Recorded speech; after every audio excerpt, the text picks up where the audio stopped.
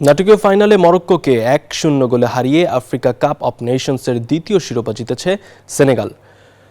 রাবাতে অনুষ্ঠিত ফাইনালে সেনেগালের পায়ে 94 মিনিটে গোলে আফ্রিকা মহাদেশের সর্বোচ্চ প্রতিযোগিতায় শিরোপা ঘরে তোলে দেশটি।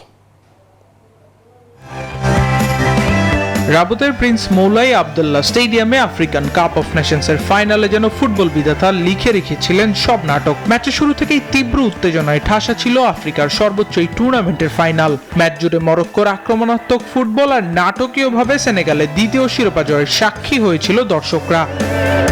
যুক্তরাষ্ট্রের 1 নম্বর জিম চেইন গোল্ডস জিম এখন আবারও বাংলাদেশে। বসুন্ধরা আবাসিক এলাকা ও বসুন্ধরা সিটি শপিং মলে।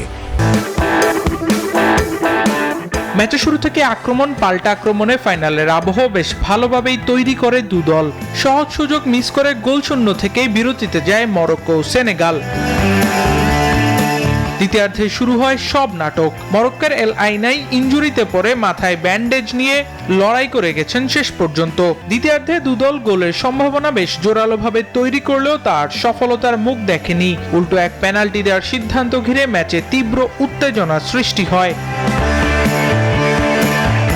ভিআরের সিদ্ধান্তে নিশ্চিত হওয়ার পরও সেনেগালের খেলোয়াড়রা প্রথমে সেটি মানতে অস্বীকৃতি জানায়। রেফারিকে ঘিরে ধরেন এবং প্রতিবাদের টানেলের দিকে এগিয়ে যান। পরিস্থিতি সামাল দিতে এগিয়ে আসেন সেনেগাল অধিনায়ক সাদিও মানে। তার হস্তক্ষেপে আবারও স্বাভাবিক হয় খেলা। ফাইনালের লড়াইটা হয়েছে সমানে সমানে।